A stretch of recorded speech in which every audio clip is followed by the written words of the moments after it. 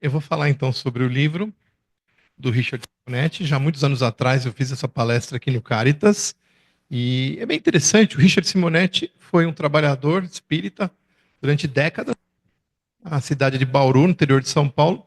E ele narra no livro que ele tinha alguns seminários que ele fazia em várias cidades, principalmente do interior do estado de São Paulo e outros estados também, que abordava o tema do desencarne. E ele começou a perceber que essas palestras a respeito do desencarne atraíam muito público, chegando a ter um auditório, segundo ele aqui no livro, com 750 pessoas. E que as perguntas eram muitas. As pessoas têm muitas dúvidas em relação à transição do nosso plano carnal, material, para o retorno à pátria espiritual. Então, essa transição gera muitas dúvidas. E ele via que isso enriquecia o conteúdo das suas apresentações, até que ele resolveu escrever o livro Quem Tem Medo da Morte, e junto com um amigo que faz uns desenhos muito bacanas, ele acabou produzindo esse livro, que eu tenho aqui a oportunidade de estar compartilhando com vocês na noite de hoje.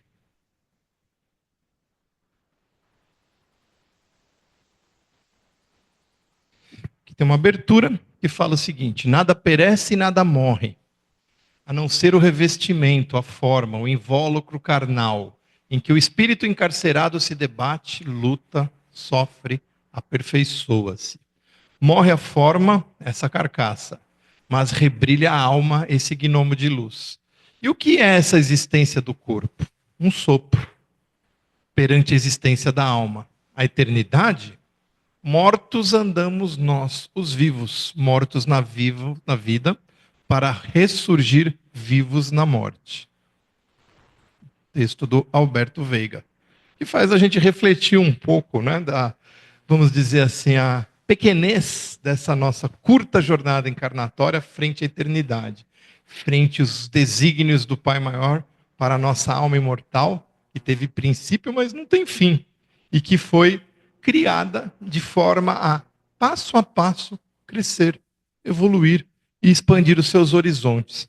Então, é muito interessante porque a gente vê que esse pequeno ponto dentro das nossas sucessivas vidas, e a gente como espírita acredita na reencarnação, e existem provas, e até no próprio livro ele cita autores que nem são espíritas, autores estrangeiros, inclusive de outras crenças, às vezes até pesquisadores, que têm provas concretas da reencarnação, da vida após a vida, vamos dizer assim, que são as continuidades, as múltiplas existências. Então essa nossa jornada, ela é bem curta, comparada à eternidade, e ela tem, digamos assim, peculiaridades de acordo com o grau evolutivo e a necessidade de continuidade dessa evolução por parte do espírito. Então ele precisa muitas vezes vivenciar experiências distintas e junto àqueles aos quais convive nestas múltiplas existências, crescerem juntos, onde através das experiências de um, os outros também aprendem.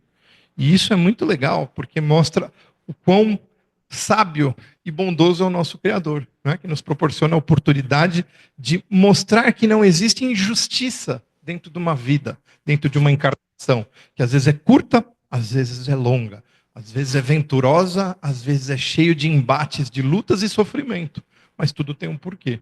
Porque todas essas vidas se conectam e se transformam a existência evolutiva do espírito numa única apenas. E cada jornada evolutiva dentro de uma encarnação é apenas um pequeno ponto dentro de uma existência imortal e que, se somadas, vão mostrando a construção desse ser. Então, o Richard Simonetti tem uma forma muito bem-humorada nas suas narrativas. Eu gosto muito dos livros dele porque ele é direto.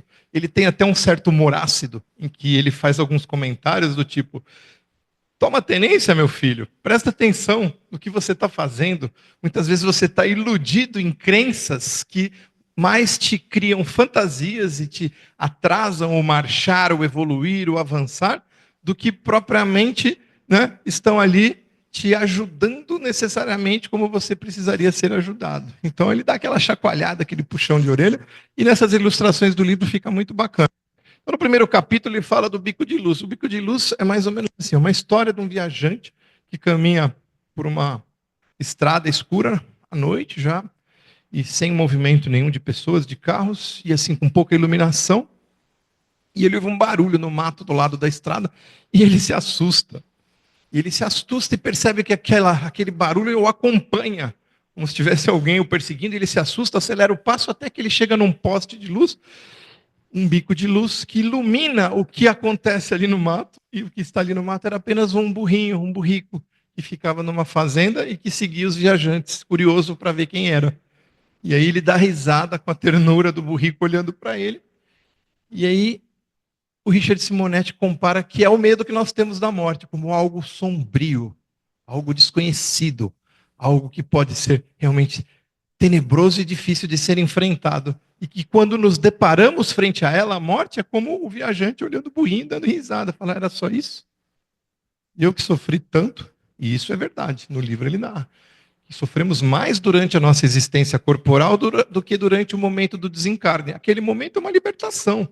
É um retorno à pátria espiritual. É um alívio em que você sai daquele cárcere que é o corpo físico, cheio de limitações e padecimentos, para, digamos assim, um nível de expansão das possibilidades do seu espírito muito maior. E que mostram novos horizontes, que é você poder estar ali de volta à pátria espiritual. Então, o bico de luz é o medo do desconhecido, é o despreparo das pessoas mal orientadas, por exemplo, pelas religiões que criam muitas fantasias que mais impõem medo do que realmente esclarecem. E o espiritismo ele supera esses temores através de uma conscientização prática das nossas reais necessidades, que é o vigiar e orar, é o que estar atento ao dia a dia naquilo que pensamos e como agimos, para no dia seguinte fazermos melhor. E que para que quando chegarmos lá na frente, no momento do desenlace, do retorno à pátria espiritual, para que estejamos melhores do que entramos aqui. Então, o Espiritismo, ele é muito bom nesse sentido, porque ele é um convite ao crescimento e ao entendimento dos porquês, que muitas vezes são confusas mesmo essas ideias a respeito de vida, morte, eternidade, por parte de algumas religiões que não esclarecem exatamente como deveria ser feito esse esclarecimento, de uma forma prática, palpável e realista, certo, Érica? Às vezes através de ilusões. Aí aqui cortou um pouquinho aqui da projeção, diz aqui, todos nós morremos todos os dias, ou morremos um dia. Né? Todos vamos morrer um dia. Mas também morremos todos os dias um pouco quando nos desprendemos durante o sono, quando saímos da vigília, é parcialmente uma morte. Não totalmente, com desligamento pleno, é como se fosse já uma pequena viagem fora do nosso campo material. Então é isso, muitas vezes aquilo que não conhecemos nos assusta. Muitas vezes os indivíduos, as pessoas têm medo, né, do espírito, do fantasma, e que na verdade somos nós mesmos do lado de lá, com um corpo muito mais desvinculado da matéria. Né? Até porque se nós estivermos ainda vinculados às regiões próximas ao plano terreno, ainda teremos até um certo grau de materialidade. Seremos até pouco matéria ainda. Não estaremos totalmente depurados como os espíritos perfeitos ou os grandes benfeitores espirituais que nos acolhem muitas vezes. Aí tem a parte do corpo espiritual, que ele fala da desencarnação e que o homem é dividido em 3 partes: corpo, alma e espírito. Né? Corpo, alma e espírito. Então, a sede da consciência, a alma ou espírito, precisa de uma ligação ao corpo material, que é o perispírito. Esse perispírito, ele é envolto de elementos do plano material ao qual habitamos para que haja essa conexão da matéria com o real espírito, a alma, o imaterial, digamos assim. E, de novo, como eu disse, todos nós morremos um dia, parcialmente nos desmembramos, estamos conectados a esse corpo físico, pelo aquilo que muitos de vocês já estão cansados de ouvir, os que não ouviram estão ouvindo agora, é o cordão fluídico, não é? Aquele pequeno laço, o fio prateado que nos une, não é? Ao corpo e ao espírito, o espírito ao corpo. E que no momento do desencarne, da morte consumada como um todo, e aí ele vai explicar isso durante o livro, ocorre a ruptura completa. Nem sempre a morte do corpo físico significa o desencarne completo, o desenlace completo. Às vezes ele demora horas, às vezes dias, semanas e até meses, dependendo da circunstância e do grau evolutivo do espírito. Olha que interessante. Muitas vezes o espírito está tão preso, o indivíduo está tão preso à matéria, aos bens terrenos, às sensações que ele sente nesse plano, que ele não consegue se desvincular totalmente do corpo físico. E mesmo os benfeitores espirituais, com todos os seus esforços, muitas vezes não conseguem fazer esse desligamento, essa desconexão rapidamente, porque há um amparo espiritual para esse desenlace. Há um amparo espiritual. Mas muitas vezes isso pode ser até prejudicial àquele espírito se for feito bruscamente. Então, muitas vezes, ele é deixado à própria sorte para que ele, através dos seus entendimentos íntimos, comece a perceber que realmente chegou a hora da partida. E é onde ele deve se desligar. Ele deve se desconectar do corpo físico e retornar à pátria espiritual. O desligamento ele acontece de diversas formas, de acordo com o estágio evolutivo, e há também os graus de merecimento. Por exemplo, aquele que estudou muito e que praticou o bem e que entende muito do que se necessita dentro do bem viver, das suas condutas morais, dos seus pensamentos, das suas atitudes, para que quando retornar à pátria espiritual tenha créditos, no momento do desligamento ele será até um facilitador aos benfeitores espirituais que vêm nesse amparo. É como se fosse mesmo um processo de desconexão, em que vão desparafusando partes dessa conexão espírito-matéria até o desligamento total.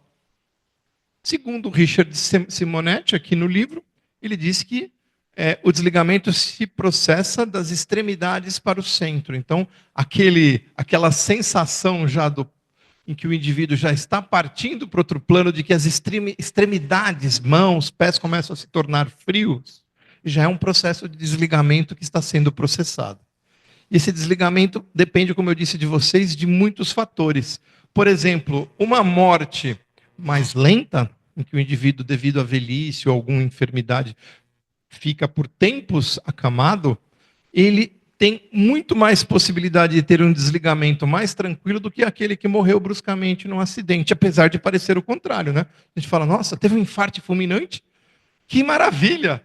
Não sofreu um acidente, que maravilha! Muitas vezes, naquele momento de vitalidade plena em que aconteceu aquele acidente, seja um acidente físico, como um infarto, ou um acidente automobilístico, ou seja lá o que for, um afogamento, naquele momento de vitalidade plena, o encontro com esse momento de desenlace, ele é muito, digamos assim, difícil para o espírito. Ele se vê frente a uma situação extrema.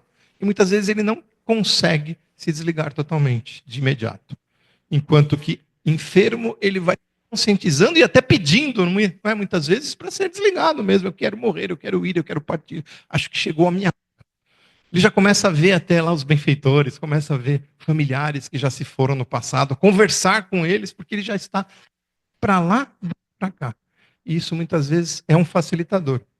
E muitas vezes nós precisamos mesmo, na grande parte dos indivíduos, de benfeitores para nos ajudar nesse processo de desencarne, de desenlace.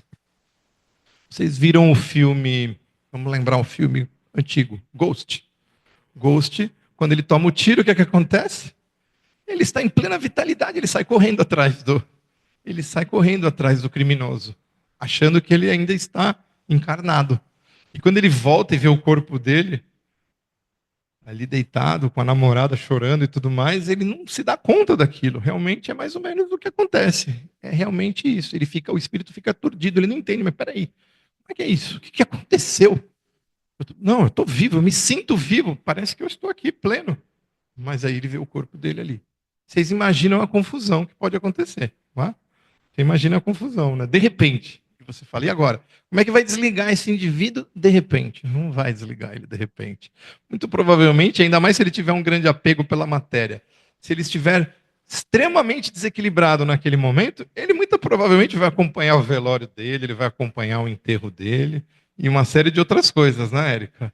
Ele não vai ter as sensações físicas, mas a impressão talvez não seja tão agradável. Isso pode não acontecer. E vai depender muito dos valores. A Érica pergunta aqui, mas isso pode não acontecer? Pode não acontecer. Dependendo dos valores que a gente conquista durante a nossa trajetória. Em que você começa a diariamente imaginar que o seu lugar não é aqui. Você está aqui fazendo estágio. É como viajar para um país estrangeiro, fazer um curso, e você sabe que durante 6 meses você vai ficar fazendo o curso, mas o seu lar é lá no Brasil. Uma hora você vai ter que voltar. E você não se integra plenamente naquele país porque você sabe que o seu lugar não é ali.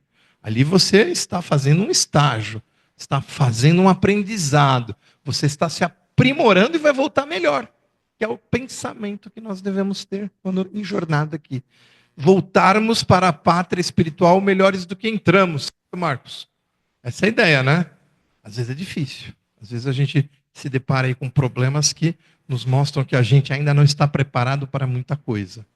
Mas o fato de estarmos conscientes da eternidade, das nossas necessidades de autoaprimoramento, de transformação, evolução e melhoria, isso sim nos trará um desenlace mais tranquilo. Oxe, vale. Tem que valer, né, gente? Quanta gente anda aí pelo mundo não preocupada com os valores morais, né, mas preocupada em aquilatar valores materiais, não é? Superar obstáculos passando por cima do semelhante, cultivando o ódio, cultivando o revanchismo, não é? Desmerecendo o semelhante, se sentindo superior.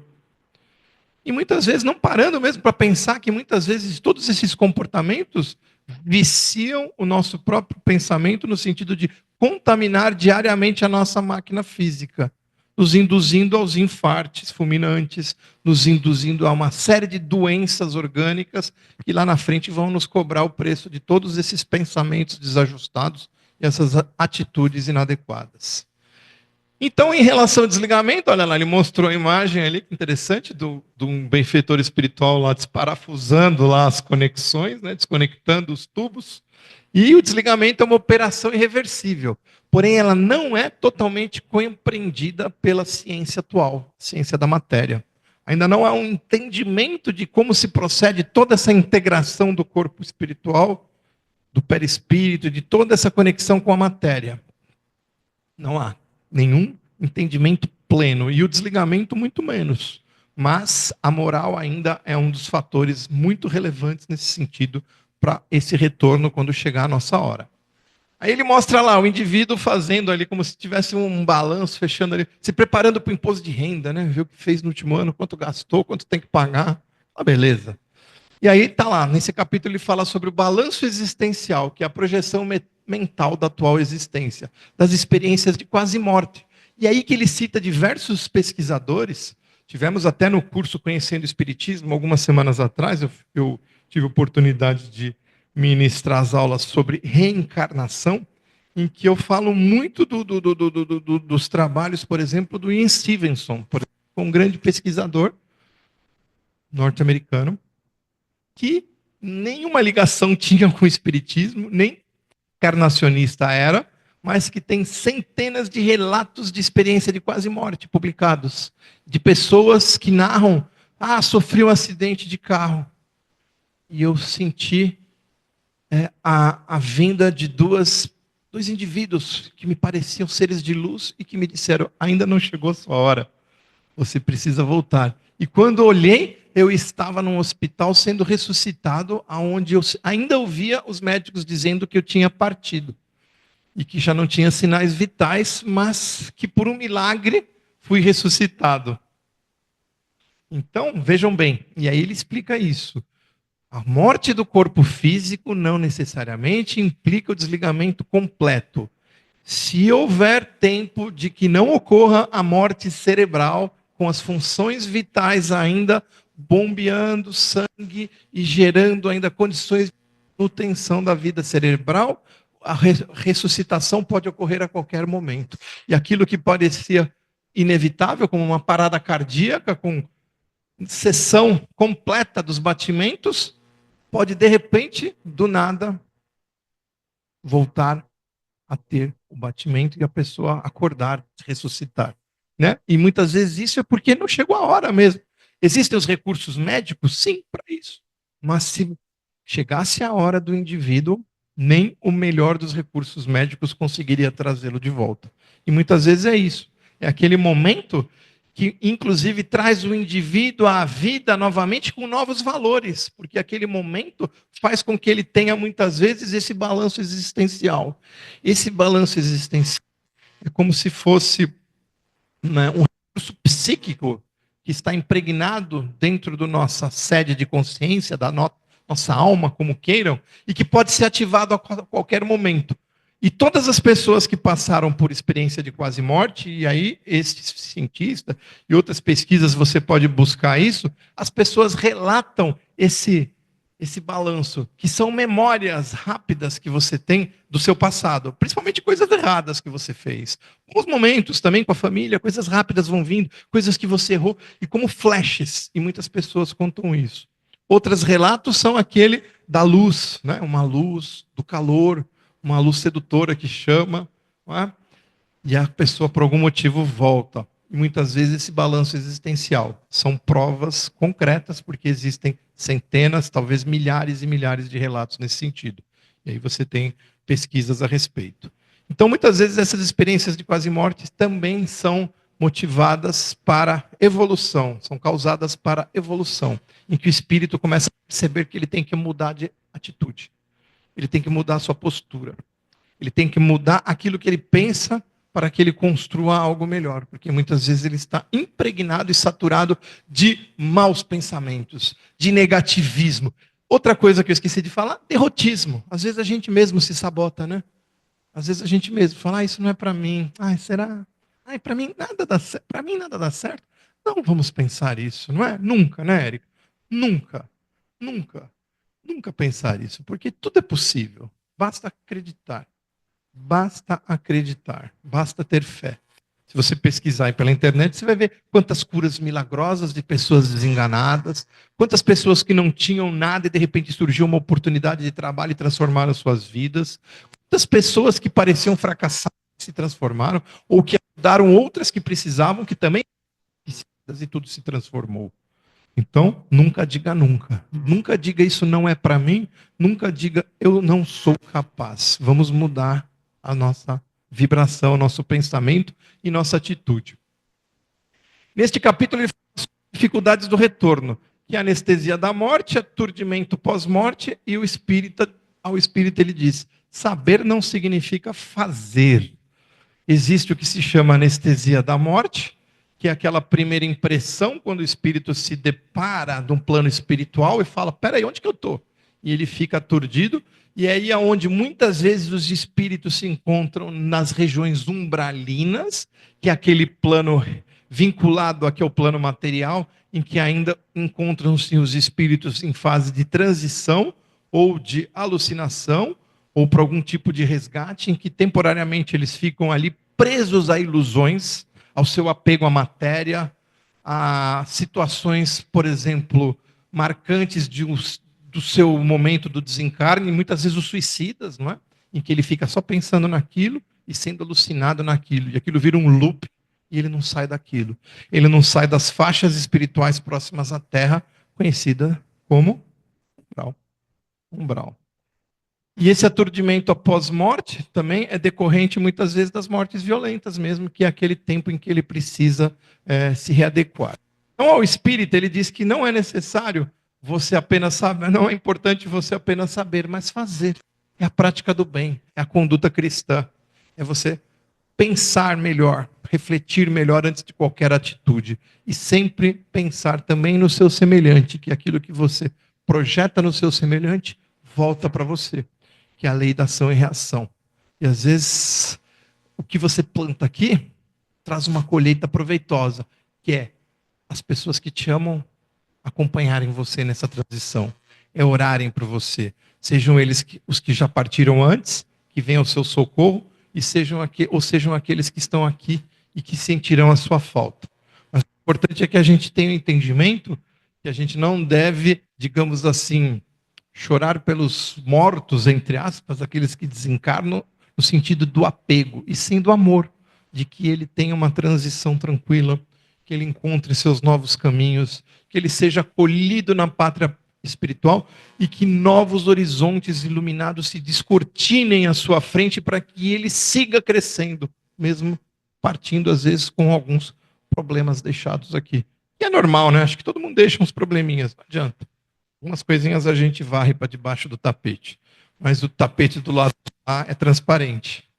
E aí, quando você chega lá, você, ó, ficou aqui, ó, tá vendo? Ficou aqui, ficou pó ali, ficou cabelo, né? Pode tirar tudo isso aqui. E o caminho tem que estar limpo, né? O tapete tem que estar limpo. Outra coisa que ele fala, que eu acho muito legal, é sobre a melhora da morte, dos fios de retenção da vida física. Às vezes, como eu disse aqui, o apego é tão grande das pessoas aos seus entes queridos, que muitas vezes há uma certa vigília, no sentido de pedir pela melhora do enfermo, pedir para aquele que já está em fase final de vida, devido à velhice, que fique o máximo possível. E as pessoas se revezam no hospital ou na residência do indivíduo e oram e pedem e ficam pensando naquilo constantemente, mas muitas vezes chegou a hora da partida. Chegou a hora do retorno à pátria espiritual. E aí? O que os benfeitores espirituais vão fazer? Eles falam, gente, esse monte de gente pedindo para ficar vibrando, vibrando, vibrando, vai dificultar o nosso trabalho e vai deixar mentalmente o enfermo aturdido, porque ele vai se perturbar com as vibrações, com as energias, com os pensamentos dos entes queridos, dos familiares, no sentido, puxa, tem que ficar, pelo amor de Deus, Deus ajuda. Mas muitas vezes chegou a hora dele. O que os benfeitores fazem? Vocês já ouviram falar, né? Da melhora da morte. Dá aquela melhoradinha, a pessoa acorda, oi, ai, me dá uma sopa. Eu estou aqui quanto tempo no hospital e todo mundo se acalma, fala, ai, Deus seja louvado. As nossas preces foram ouvidas. E vai todo mundo para casa descansar, né? Ficou uma semana no hospital lá, ninguém dormia. Quando chega de manhã, a enfermeira, infelizmente, ele partiu essa noite. Mas foi bom para ele, porque ele partiu tranquilo. Ele pôde ser desligado tranquilamente. E a sua partida foi serena, sem aqueles fios de retenção das pessoas puxando. Vem, vem, vem. Leu Violetas na Janela? Todo mundo, né? Violetas na Janela. O que a mãe da Patrícia fazia, Andréa? O que ela fazia? Da Violeta. Pedia para não ir. A Violeta era uma forma dela se comunicar com a filha sem ficar no apego, né, excessivo, querendo que ela tivesse ali. Na verdade, a Violeta era uma transferência em que ela utilizava dos cuidados para as violetas, o cuidado com as violetas, como se fosse um cuidado com a filha. Era uma forma carinhosa e desapegada ao mesmo tempo, que não importunasse a Patrícia no plano espiritual, certo? Em que ela pudesse seguir a sua jornada sem esse chamamento constante. Ai, você deveria estar aqui, por que você foi? Isso não vai adiantar nada. É o mesmo que você também está fazendo o seu curso, eu vou ficar 6 meses lá morando na Alemanha, fazendo um curso que vai me ajudar muito, um novo aprendizado, uma nova fase da minha vida, e meus filhos ficam me ligando e me mandando WhatsApp de noite, né? Dizendo, quando é que você vai voltar? Por que você foi? Estamos aqui com problemas. Eu vou fazer alguma coisa de útil lá no curso?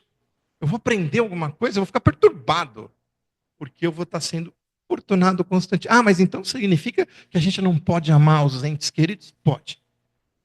Pela prece. Deve. Deve. Pela prece. Né? Pelo desejo de sucesso para aquele que foi na sua nova empreitada, porque vai ser uma nova empreitada. Né? E as saudades amorosas, que é aquela garantia de que lá na frente nós vamos inexoravelmente estarmos juntos novamente. Isso é confiar em Deus. Então os benfeitores do plano espiritual aproveitam a trégua que ocorre na vigília e ó, puxam o cara fora. Puxam ele e levam ele embora. E ele faz, ufa, estava difícil, estava com dor, estava esse corpo preso, passando 1.000.000 problemas. Ai, graças a Deus, pude ir embora. Ele nem sabe por quê, mas ele foi. Ele foi em paz. Esse é o objetivo. E o recurso infalível, como eu disse, é a oração nesses momentos em que a frase principal está lá na prece, que se faça a vossa vontade, no agora e sempre. Não é? Deus é quem sabe, não sou eu que sei.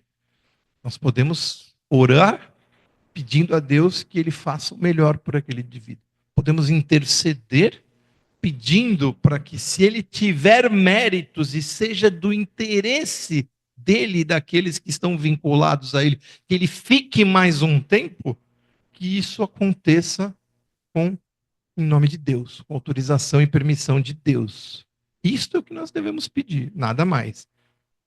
Não é nos revoltarmos, até porque o desencarne e a morte é natural como o nascimento. E no nascimento nós sorrimos, e na morte nós choramos. Na verdade, deveria ser o contrário, né? Quando nasce, coitadinho, né? Vai passar por tanto problema. Nasceu no Brasil. Nasceu no Brasil. Coitadinho, né? Vai ter tanto desafio. Né? Podia nascer lá, sei lá onde, né? Na Suíça, sei lá, né? Nasceu no Brasil. Então ele tem resgates. Certo, Glauber? Com certeza, né, Glauber? Com certeza. E provavelmente a gente aprontou aqui. Por isso que a gente está aqui de volta no Brasil. Que bom que nós tivemos essa oportunidade. Mas o certo seria isso: nascer, a gente chora. Morrer, a gente sorri. Mais uma etapa se cumpriu. Levou algumas DPs, mas passou de ano, né? É que nem meu filho na faculdade, o mais velho. Ele está lá na faculdade, ele está indo. Ele falou, eu falei, acaba esse ano, pai, né? Ele falou, não, esse ano eu estou no último ano da faculdade. Por que não vai acabar esse ano? Não, estou carregando umas matérias. Mais ou menos isso, né? E aí eu digo para ele, cada ano que passa, uma matéria que fica, certo? E nós, como espíritos imortais, deixamos um monte de dependências aqui nesse plano. Por isso que a gente volta, né? Não é, Érica? Senão, não voltaria. Em relação ao desligamento, ele fala que o tempo entre a morte física e o desligamento é muito relativo. Como eu disse, muitas vezes o corpo padece, mas ainda há o tempo do desligamento, que pode demorar muito tempo, às vezes. Não é?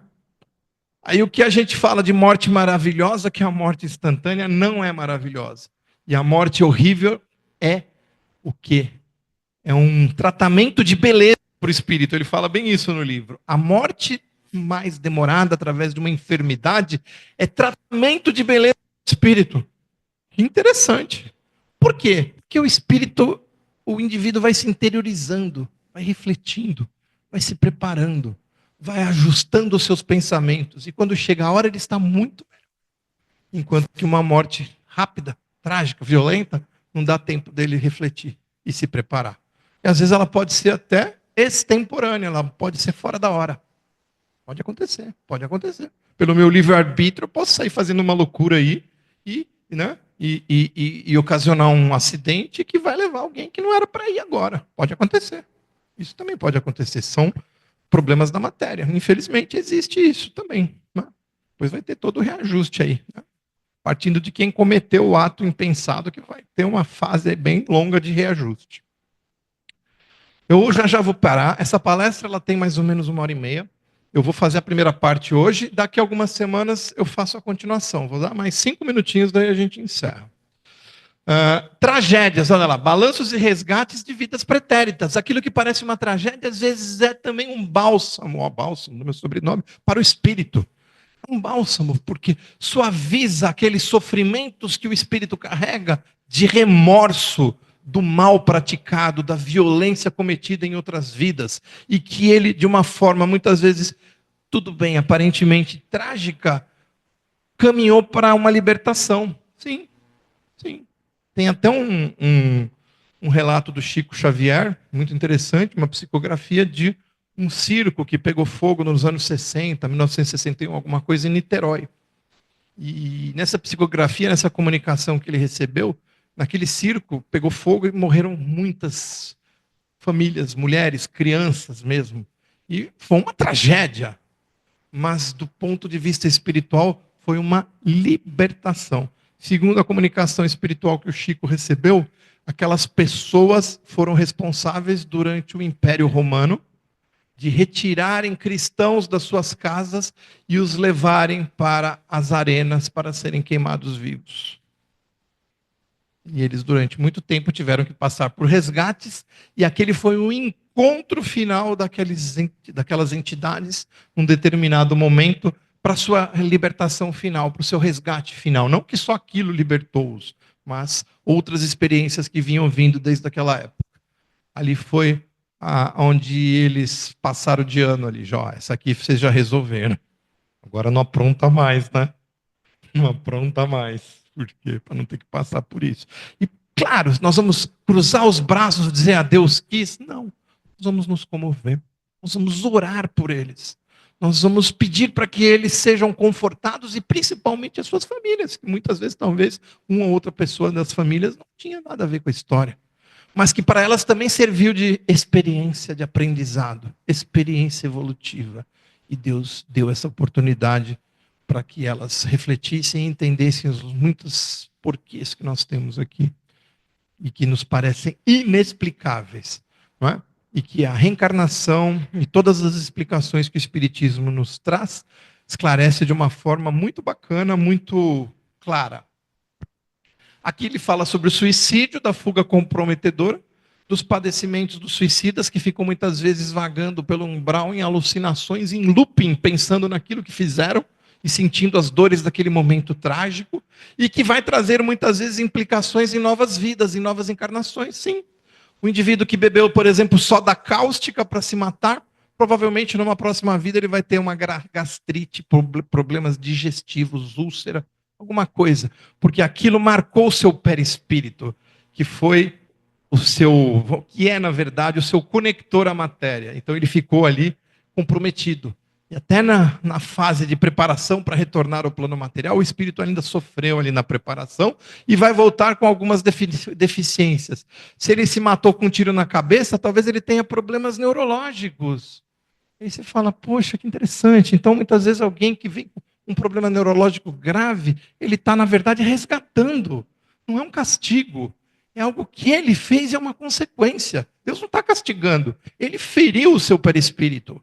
Ele marcou o seu perispírito. Ele criou impressões negativas na sede da sua consciência que vai ser refletida na próxima existência e vai demorando um tempo para se apagar. Que tal? Interessante. Faz a gente pensar que ninguém é coitado. Nem você, viu, Silvana, é coitada, nem eu, e nem ninguém. Todo mundo tem ali um porquê de estar passando por aquilo, e são fases transitórias, faz parte. Hoje ele está ali, o indivíduo de cadeira de rodas, amanhã ele está correndo a maratona numa próxima vida. Faz parte. É um aprendizado. Talvez seja até um pedido dele para amenizar as faltas que ele cometeu em vidas passadas. Foram tantas faltas que no momento do planejamento encarnatório, lá na espiritualidade, em que ele vai receber um novo corpo, a sua família vai ser aqui, você vai nascer ali, você vai ser assim, você vai ser homem, mulher, você vai ser o que você quiser ser ali, porém você precisa fazer alguma coisa para minimizar todo esse, vamos usar a palavra aqui, karma. Tá? E aí ele fala, não, tudo bem, o que pode ajudar? Você pode escolher, de repente ele já está tão conscientizado de que ele precisa mudar, que às vezes ele até é participativo nessa escolha. Ele fala, vou nascer deficiente, vou ter algum problema aí, então tudo bem, é isso aí que você quer? Não, eu preciso disso. E às vezes isso é até compulsório, você vai nascer assim. Você vai precisar ter esse problema para você entender que você cometeu esta falta, este delito, isto mais, e ali vai te ajudar. Isso vai ser bom para você. E para a gente finalizar, depois eu vou continuar na próxima, ele fala também da morte das crianças, né, que é um desencarne tranquilo para o espírito quando criança, porque ele não está plenamente incorporado na matéria. Ainda quando bebê, nos primeiros anos de vida, fica muito mais fácil o retorno à pátria espiritual do que quando o indivíduo é adulto. E no livro, inclusive, Entre a Terra e o Céu, do Chico, ele narra a passagem lá putz, agora esqueci o nome dos personagens, né? Do indivíduo que, né, com o filho adoentado, pequeno, ainda nos colos, o entrega a uma benfeitora espiritual que tinha sido a sua cônjuge numa época anterior. E ele, no seu segundo casamento, acaba perdendo o filho com uma doença, ainda pequeno, ainda no colo, e ela acaba sendo a guardiã dele na espiritualidade, e ele faz uma prece muito bonita, em que ele diz que se faça a vossa vontade, a Deus, pedindo que proteja aquele espírito do seu filho que prematuramente partiu. Mas isso, o que acontece? Quais as implicações disso? Às vezes o espírito parte ainda jovem, por quê? Um exemplo que ele dá no livro, que foi um suicida. todo esse trabalho da espiritualidade para nos propiciar uma nova vida, uma nova encarnação aqui no plano terreno, é desmerecida quando o indivíduo tira a própria vida em plena vitalidade, com um monte de coisas a ser realizadas aqui, um caminho ainda a seguir. E aí o que acontece? Quando ele parte, muitas vezes, ainda numa fase inicial de existência, ele vai valorizar a vida, porque o trabalho que ele teve para receber uma nova oportunidade, para ter a preparação lá na espiritualidade para reencarnar, toda aquela dificuldade, no momento que ele vai começar a desempenhar suas atividades no plano material, ele volta. E ele fala, poxa, sério? Eu perdi? É, para você aprender, você viu? Agora, na próxima vez se fica, né?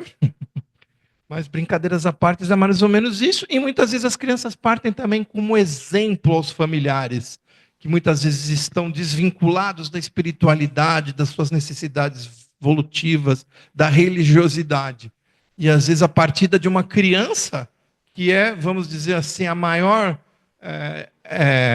a maior mostra de que o futuro está pela frente, de possibilidades, de crescimento, de expansão de um ser, e que você deposita muitas vezes confiança naquela criança, naquele jovem, se vai num desencarne e faz com que as pessoas da família reflitam e pensem, poxa, vamos pensar melhor nos porquês da vida, e através dessa dor aprendem. Às vezes eles vêm como missionários mesmo, o espírito vem como apenas um missionário, fica um tempo aqui, vai embora e deixam digamos assim, uma mensagem para a família, para que ela se conscientize das reais necessidades. E é isso, gente. Tá aí, ó. Essa é a ilustração que ele coloca na passagem do livro do André Luiz, Entre o Céu e a Terra. Vamos dar uma parada aqui. Acho que valeu. Vou deixar aqui um espaço aí. Depois, ó, na próxima a gente vai falar sobre aborto, vai falar sobre uma série de coisas aí, que são também temas interessantes. Inclusive, não só aborto, tem outras coisas que ele fala aqui que são relativas ao desencarne. Cremação, lembrei agora, cremação. Né? E aí, deve cremar ou não? Quanto tempo a gente espera? E aí, vai queimar o corpo com o espírito ali? Aí tem explicações aqui, fica para a próxima. Certo? Alguém quer fazer alguma pergunta para terminar aqui, só para a gente finalizar? Beleza? Silvana? Silvana fez cara de ponto e vírgula aí. Hã? Mas são temas, digamos assim, triviais, entre aspas, né? Porque a morte está aí para todos. Todos vamos morrer um dia.